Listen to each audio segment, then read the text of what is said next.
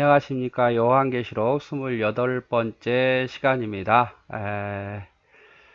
오늘은 이제 12장부터 14장에 있는 내용을 보겠는데, 한마디로 말하면 12장, 14장 함께 묶어서 봐야 됩니다. 왜냐하면 11장에서 나온 두 증인의 이야기가 확대해서 나오기 때문입니다.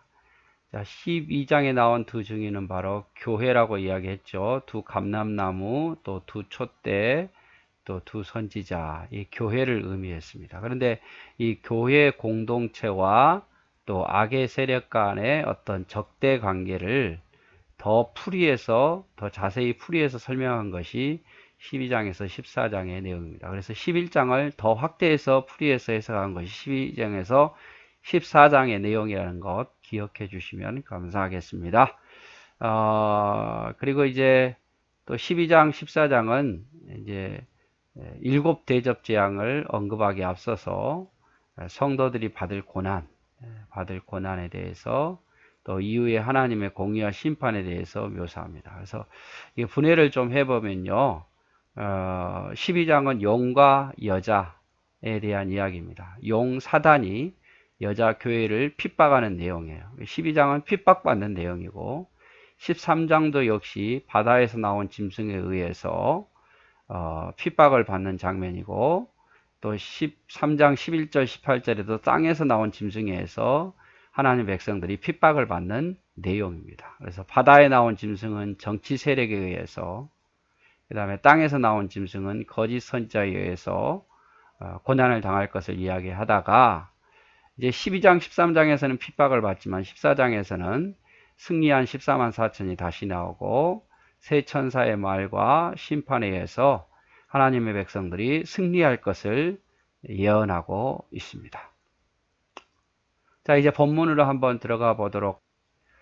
자, 본문으로 들어가 보면, 자, 하늘에 큰 이적이 보이니, 자, 하늘의 이적을 보았는데, 한마디로 말하면 표적이죠. 사도 요한이 어떤 이상한 표적을 보았는데, 어떤 표적이냐? 해를 입은 한 여자를 보았습니다. 광채가 나는, 해처럼 광채가 나는 한 여자를 보았는데, 그 여자의 발 아래는 달이 있고, 머리는 12별과 면류관을 썼다라고 되어 있습니다. 그래서 이 해를 입은 여자가 누굴까? 어떤 사람은 마리아라고 이야기도 합니다. 왜냐하면 아이를 해산했고 그 아이를 하나님이 데려가는 걸 보니까 이 여자는 아마 마리아일 거다라고 이야기를 하지요. 그러나 이것이 문제가 되는 것은 뭐냐면 17절에 용이 여자에게 분노하여 돌아가서 그 여자의 남은 자손이라고 말해요. 동정녀 마리아라면 더 이상 자손이 없어야 되잖아요. 그렇죠? 천주교에서 말하는 것처럼. 근데 여자의 남은 자손들, 또 다른 복음으로 나온 자손들을 괴롭혔다 하는 거 보니까 아마 이 여자는 해를 입은 여자는 마리아가 아니다라는 것을 알 수 있습니다. 그러면 이 해를 입은 여자는 누굴까? 이 해를 입은 여자는 누굴까? 유대인들은 이스라엘이라고도 이야기합니다. 자기들이 핍박을 받으니까 오랫동안 2000년 동안 핍박을 받았던 것을 보니까 우리 이스라엘 민족이다라고 말하는데 많은 복음주의 학자들은 이 해를 입은 여자 역시 교회를 이야기한다라고 말합니다. 교회. 그래서 두 감람나무, 두 증인, 두 촛대, 두 선지자, 해를 입은 여자 다 공이 교회를 이야기한다라고 볼 수 있습니다. 교회가 아름다운 모습이죠. 해를 입은 것처럼 발 아래 달이 있는 것처럼 그리고 머리에는 12별의 면류관을 가진 것처럼 아름답습니다. 나중에 여인이 또 나와요. 아주 반대적인 의미로서 붉은 옷을 입은 여자가 이제 계시록 이제 13장인가요? 15장인가요? 15장에 또 나타나고 있습니다. 17장에 나타나고 있습니다. 죄송합니다. 17장에 보면 붉은 옷을 입은 여자, 음행의 여자가 나타나고 있어요. 이제 또 이 여자가 아이를 베어 해산하게 되면 이 아이를 베어 해산한다는 것은 뭐냐면 교회가 복음으로 하나님 백성을 낳는다 이 말이에요. 아파서 애써 부르짖더라. 그래서 교회가 한 영혼을 복음으로 낳으려면 수많은 고통이 따릅니다. 한 영혼이 주께로 돌아온다는 것이 그만큼 교회가 해산의 고통을 낳아야 된다 그 말이죠. 두 번째, 사도 요한이 하늘에서 또 이적을 봅니다. 보는데 뭘 봅니까? 이번에는 큰 붉은 용을 봅니다. 근데 이 붉은 용이 머리가 7이고 뿔이 10입니다. 그리고 여러 머리에 7 면류관을 썼습니다. 이 큰 붉은 용은 뭘까? 바로 사탄을 이야기해요. 사탄. 사탄이 머리가 7, 7은 뭡니까? 완전수죠. 그래서 가장 지혜롭고 뿔이 10, 권세가 아주 큰, 그래서 그 머리에 7 면류관이 있었더라라고 말하죠. 그러니까 큰 힘과 권세와 지혜를 가진 그 사단이라는 녀석이 또 나타나게 되는 거죠. 그래서 그 사탄의 힘은 꼬리가 하늘 별 3분의 1을 끌어다가 땅에 던질 만큼 큰 힘입니다. 하늘의 별의 3분의 1을 끌어다가 당길 만큼 큰 힘이죠. 그리고 이 용의 가장 주된 목적은 용이 해산하는 여자 앞에 서서 그가 해산하면 아이를 삼키려고 하더니, 용의 가장 큰 목적은 아이를 삼켜버리는 일입니다. 그래서 복음으로 낳은, 교회가 복음으로 낳은 그 아이들을 어떻게든지 다시 자기 편으로 만들려고, 또 유혹하려고, 사단의 최종 목적은 그렇다 그 말이에요. 그런데 그 일이 되지 않으니까 이제 여자가 아들을 낳으니 이는 장차 철장으로 만국을 다스릴 남자라 라고 되어 있어요. 장차 그리스도인이 세상을 주님과 함께 다스리게 되겠죠. 그런데 주님이 이 용으로부터 복음으로 나온 사람들을 보호하기 위해서 그 아이를 하나님 앞과 그 보호자 앞으로 올려가더라 라고 말합니다. 하나님께서 보호하실 것을 말씀하시죠. 자, 이제 이 용이 말이에요. 이 사탄이라는 녀석이 교회가 나온 복음으로 나온 사람을 죽이지 못하니까 이제 누구를 괴롭히냐? 여자를 괴롭히는 거, 교회를. 여자가 광야로 도망하며, 교회가 광야로 도망하며 거기서 1260일 동안 저를 양육하기 위하여 하나님이 예비한 곳이 있더라 라고 되어 있습니다. 그래서 이 광야라는 것은 뭐냐? 광야라는 것은 훈련센터예요. 그리스도인들에게 있어서는 훈련센터. 그리고 어떤 연단의 기간이죠. 또 고난의 시간이기도 하고 반드시 걸쳐야 할 시간이기도 합니다. 1260일 동안 많이 우리 나왔죠. 계속 1260일. 이 1260일과 똑같은 것은 42달. 계산을 하면 똑같습니다. 그리고 한때, 두때, 세때, 3년 반, 42달, 1260일 다 똑같은 말이에요. 그래서 주님이 초림하시고 마지막 심판하실 때까지의 기간입니다. 그 기간 동안 교회는 광야 같은 생활을 해야 되는 거죠. 이스라엘 백성들이 애굽에 나와서 광야 40년 생활하고 가나안 땅에 들어갔던 것처럼 우리 역시 이 광야 같은 세상이 바로 우리가 살고 있는 세상이고, 우리가 가나안 땅에 들어간다는 것은 곧 천국에 간다는 것이죠. 그래서 여자가 광야로 도망가며 거기서 훈련받고 연단받고 고난받는 생활을 계속하게 됩니다. 1260일 동안 그런 고난을 당하는 거죠. 특별히 이 광야는 양육하기 위해서 예비한 곳이다 라고 표현을 하고 있습니다. 양육하기 위해서. 그래서 하나님께서 이 땅에 우리를 남겨두신 이유는 여러 가지 이유가 있죠. 우리를 더 훈련시키기 위해서 훈련 장소이기도 하고, 또 우리가 상을 받을 수 있는, 이 땅에서 어떻게 하냐에 따라서 우리의 상이 달라지는데 상을 받을 수 있는 기회이기도 하고요. 광야는 그런 것입니다. 아무튼 이 여자가 광야로 도망하며 거기서 1260일 동안 양육하기 위해서 하나님이 예비하신 곳이었더라 라고 표현합니다.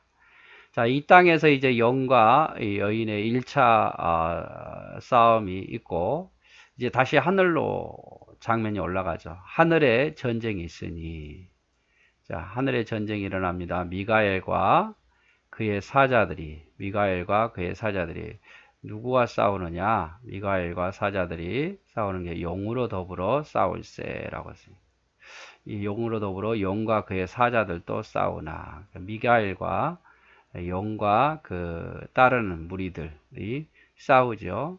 자, 누가 이기지 못합니까? 사단이 이기지 못하여 다시 하늘에서 저희 있을 곳을 얻지 못한지라. 하늘에 있을 곳을 얻지 못한지라 라고 되어 있습니다. 큰 용이 내어 쫓기니, 큰 용이 내어 쫓기니, 사단이 내어 쫓기니, 옛뱀 곧 마귀라고 하고 사단이라고도 하는 온 천하를 꾀하는 자라. 땅이 내어 쫓기니 그의 사자들도 함께 내어 쫓기니라. 자, 사단은 온 천하를 꾀하는 자라 라고 표현을 하고 있습니다. 여기서 이 사탄이라는 이름의 특징이 뭐냐면 온 천하를 꾀하는 자다 라고 말합니다. 온 천하를 꾀하는 자. 여러분, 사탄의 특징이 뭔지 압니까? 속임수에 능한 자입니다. 거짓말장이, 거짓의 아비, 또 온 천하를 꾀하는 자다라고 표현을 하고 있습니다. 특별히 사단이라는 특징은 온 천하를 꾀하는 자. 여러분, 누구를 꾀하신 줄 아시죠? 아담과 하와를 꾀했잖아요. 그래서 꼬셔서 죄를 범죄하게 하듯이 사단의 특징은요, 온 천하를 꾀하는 자. 수단과 방법을 가리지 않습니다. 거짓말도 아주 능하고요, 뭐 해줄 것처럼 말하지만 해주지도 못하면서 그래요. 지금도 많은 그리스도인들을 유혹하고 꾀하고 있습니다. 간사한 혀를 가지고 거짓말을 가지고 그럴싸하게 꾀하고 있어요. 그러나 그 길을 따르는 자는 결국 누가 손해보느냐? 따르는 자가 손해해요.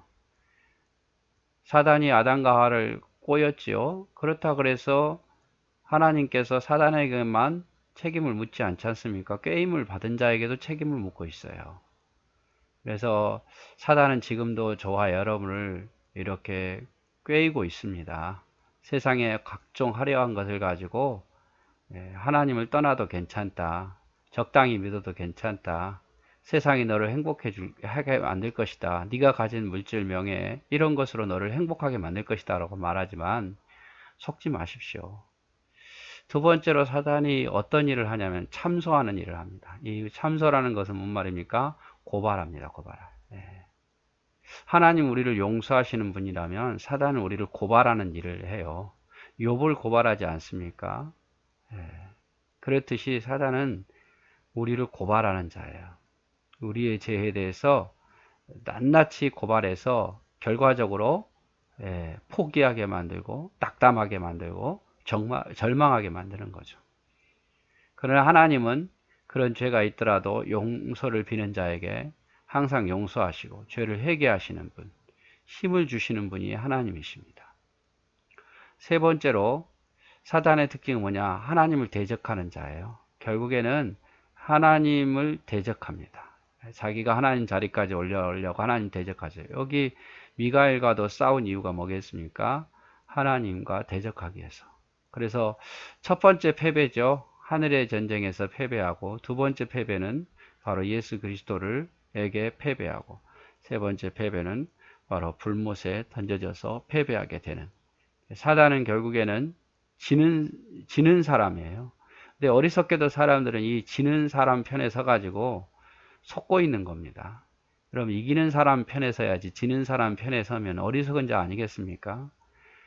우리가 이길 수 있는 방법이 뭡니까? 이기는 자가 누구십니까? 하나님 아닙니까? 그래서 우리는 이기는 편에 서셔야 돼요. 지는 편이 아닌. 아무리 사단이 나를 꼬여더라도 꾀임 받지 마시고 이기는 자의 편에 섰으면 좋겠습니다. 그래서 큰 영이 내어 쫓기니 옛뱀 마귀라고도 하고 사단이라고도 하는 온 천하를 꾀하는 자라. 땅으로 내어 쫓기니 그의 사자들도 저와 함께 내어 쫓겠다라고 말합니다. 자, 이제 하늘의 장면에서 미가엘과 싸워서 전쟁에 패해서 이제 땅에 내려오면 다시 땅의 장면으로 내려옵니다. 자, 큰 용이 내어 쫓기니, 사탄이 내어 쫓기니, 9절에 했군요. 내가 또 음성을 들으니 하늘에 큰 음성이 있어 가로되 이제 우리 하나님의 구원과 능력과 나라와 또 그리스도의 권세가 이루었으니 우리 형제들을 참소하던 자 곧 우리 하나님 앞에서 밤낮 찬송하던 자가 내어 쫓겨났고, 이제 사탄이 내어 쫓겨났다 그 말이에요. 형제들을 참소하던 자, 고발하던 자죠. 또 여러 형제가 어린 양의 피와 자기의 증인의 말을 인하여 저를 이기었으니 그들은 죽기까지 자기 생명을 아끼지 아니하였더라. 결국에는 어린 양의 피와 자기의 증거하는 말을 인하여 저를 이겼으니 그들은 죽기까지 자기 생명을 아끼지 아니하였더라. 자, 보십시오. 사탄이 내려와서 또 싸움을 거죠. 하나님 백성들에게 또 싸움을 겁니다. 그러나 누가 이깁니까? 하나님 백성들이 또 이기죠. 12절 그러므로 하늘과 그 가운데 거하는 자들은 즐거워하라. 그러나 땅과 바다는 화 있을지언정. 이는 마귀가 자기의 때가 얼마 못된 줄 알므로 크게 분내어 너에게 내려갔음이라 하더라. 자, 하늘과 그 가운데 거하는 자들. 이제 하늘에서 패였으니까 땅에 내려왔잖아요. 그러나 땅에 내려와서 사단은 계속해서 하나님 백성들을 괴롭힐 테니까 땅은 화가, 바다는 화가 있다 그 말이에요. 마귀가 자기의 때가 얼마 못된 줄 알므로 이제 발악을 하는 거죠. 크게 분내어 너에게 내려갔음이라 하더라. 자, 이 용 사탄이 이제 하늘에서 내어 쫓겨서 용이 자기가 땅으로 내어 쫓긴 것을 보고 남자를 낳은 여자를 다시 핍박합니다. 교회를 다시 핍박하죠. 자, 그 여자가 큰 독수리 2날개를 받아 광야 자기 곳으로 날아가 거기서 뱀의 낯을 피하여 한때 두때 반때를 양육받으매 여자가 독수리 2날개로 받아.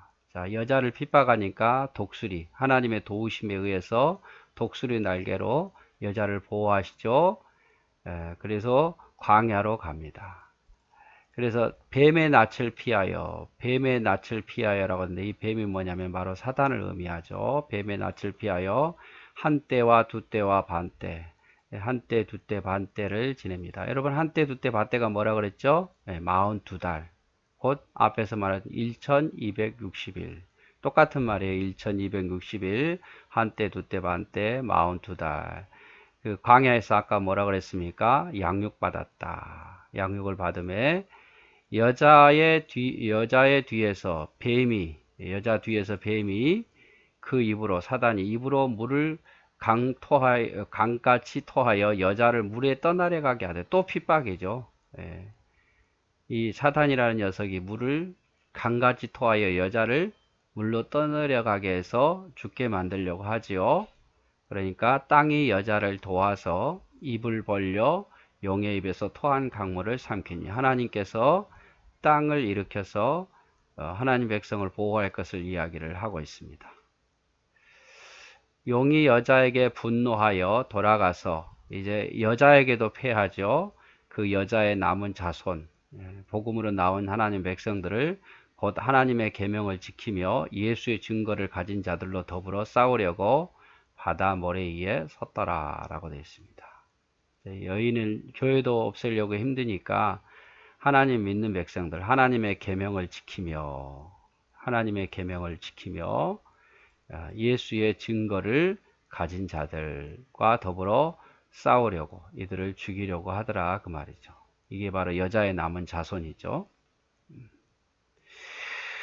자, 그래서 이제 결국에는 이제 12장에 있는 내용은 어떤 내용이냐면 결국에는 이제 여자와 용에 대한 이야기예요. 쉽게 말하자면 용이 사단이라는 녀석이 여자를 괴롭게 하고 또 여자가 나온 후손을 괴롭게 하고 하나님을 대적하는 그런 일들이 많을 것이다 라고 이야기를 하는 거죠. 이 여자의 처음 모습은 해를 입은 여자이고 발 아래는 달이 있고 머리에는 12면류관을 가진 아름다운 모습이었죠. 그러나 교회는 복음으로 사람을 낳으려면 해산한 고통을 당해야 된다라는 거죠. 근데 이 붉은 용이 이런 모습이었다 라는 것에 대해서 나오고 권세가 별 3분의 1을 끌어다가 땅에 던질 만큼 이 용이 큰 세력 사단이 가지고 있다. 이 용의 목적은 아이를 삼키는 목적이었지만 아이를 삼킬 수 없기 때문에 누구를 결국 여자를 괴롭히는 거죠. 1260일 동안 괴롭힙니다. 여자는 광야로 보호받으면서 훈련받는 거죠. 그러면서 이제 갑자기 이제 하늘 이야기로 올라가죠. 하늘의 전쟁이 있었는데 미가엘과 그의 사자와 더불어 싸울세. 그러나 용이 지지요. 용과 그를 따르는 자들이 져서 땅으로 다시 내어 쫓김을 당합니다. 그래서 하늘에서 음성을 들으니 이제 전쟁이 이기고 난 뒤에 큰 음성이 있어 가로되 이제 우리가 하나님의 구원과 능력과 나라와 또 그의 그리스도의 권세가 이루었으니 우리 형제를 참소하던 자 곧 우리 하나님 앞에서 밤낮 찬송한 자가 쫓겨났고 사단이 쫓겨났다 그 말이죠.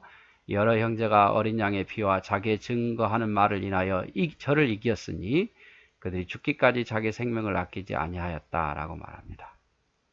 그러면서 다시 또 땅의 이야기를 내려오죠. 영이 땅으로 내어 쫓긴 것을 보고 남자를 낳은 여자를 핍박하는데 하나님께서 큰 독수리의 두 날개로 보호하시고 또 강물을 토하니까 땅이 입을 벌려서 토한 물을 마시게 해서 여자를 보호하십니다. 그래서 여자에게도 이제 할 수 없으니까 여자의 남은 자손, 즉 하나님의 계명을 지키고 예수의 증거를 가진 자들을 이제 싸우려고 섰더라. 이것이 전부 이제 12장에 있는 내용입니다. 그래서 12장은 영과 사단과 여인, 교회의 어떤 전쟁인데 교회가 핍박을 당할 것을 이야기를 하고 있습니다.